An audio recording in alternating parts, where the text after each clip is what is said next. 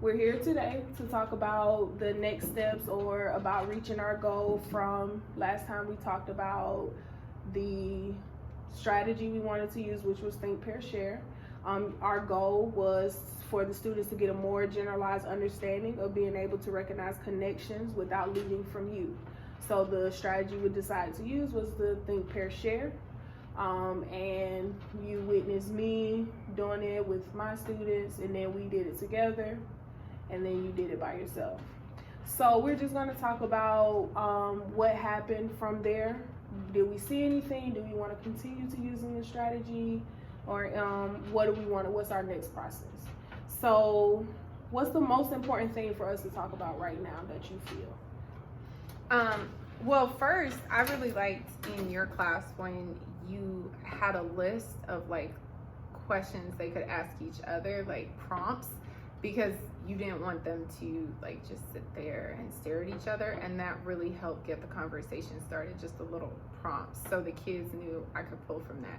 That's something I didn't do, and I noticed that in my class it was lacking the height of the conversation because they didn't know where to start. So I think giving them that starting point is something that I'm definitely going to incorporate because I can see the positives in it, and I think your class got a better degree of understanding through their conversations than the kids in my class. And then I just use those because those are more of our probing questions that we ask. So just to give them something, like you said, to start the conversation, because sometimes they don't know what to say or how to begin. So those why I included that. So with the lesson and with us teaching and using the strategies, what went well? What do you think went well? Well, I really liked when the students, when I give them back an assignment, instead of them asking me what did I do wrong, the Think, Pair, Share activity let them self-assess and then gave somebody else the opportunity, hey man, look right here, and they could speak in their own language versus just straight mathematics, because sometimes when I talk, I think that's where I lose them. I use so much math speak that they're just, I have no idea what you're talking about. So giving them that opportunity to talk amongst themselves and talk like kids really helped. And what surprised you about it? I was surprised at how receptive the students were for the feedback, especially like if it was a kid that does really well, but a kid who doesn't do as well did better on that particular question.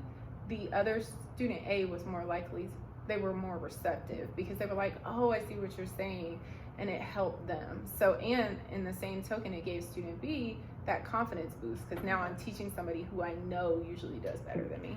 So with us incorporating that, I see you have, we were going to look at some of their results, basically their quiz from, so they had the discussion and we talked about it. We led with dealing with volume and them making those connections themselves.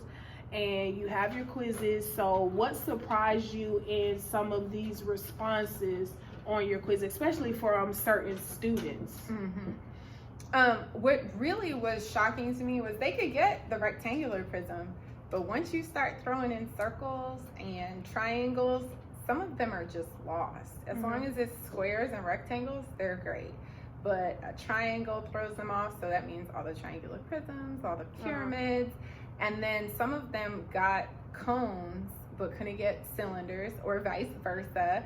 So listening to them speak to each other helped me because now I see what they're saying. Like they were making a connection. They thought all of this could be solved the same way. Even though we stated it couldn't, they just were like, all I heard was length times width times height, and that's all I'm gonna do. Whereas when they were working together, they were like, oh wait, these are two different things. Let's figure this out, and actually were using the formula sheet. And I got to hear them listen to how to incorporate the formula sheet into it. So that really helps me for the future.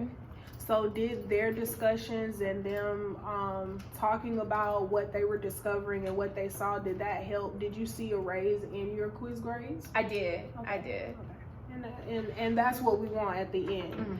So with that being said, do you want to keep using this strategy, or do you want to modify or change anything about it? I like this strategy. I think, like I said, if I can incorporate the prompts the next time, I think it'll be even better.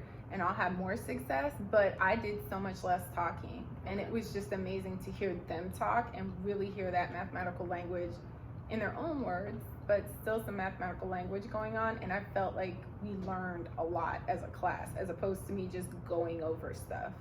And then even looking at, you know, their results and what they put down, you can see it being reflected on their assignments and the work that they turned in, you know, especially talking about the cross sections, that, you know, you can see the understanding of when it's cut a certain way, you know, what is going to be created.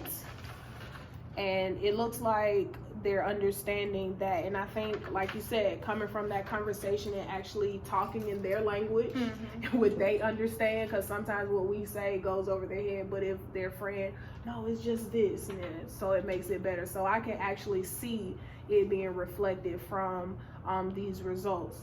So what are our next steps? What would you like to see next? I think I want to use the Think, Pair, Share and move it into, instead of the sharing activity, maybe turn it into a gallery walk. Okay. So the share is more, I'm not talking to you, you're looking at my evidence, and then you can give me feedback based on what me and my partner said. So kind of giving them that opportunity to put it all on paper and then see what somebody else says. What are you missing? What details do you need? Or if everything's right, that's great, but now you can help somebody else. Okay.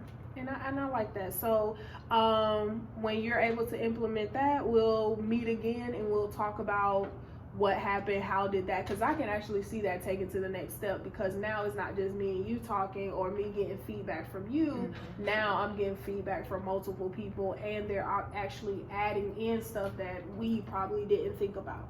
So it's taking it to the next level, instead of putting them in groups of 4 or 5 when, you know, it's a lot of chatter. It's a lot of chatter. But now we're making it to where it's easy for everybody to see what everybody's doing, and they can look at things from a different perspective. So I do like that, and I would love to sit down and see how that actually go, and then what the results from that could be, because these are actually pretty decent, pretty good, and we can look and go from there. So thank you for meeting, and we'll see what's next.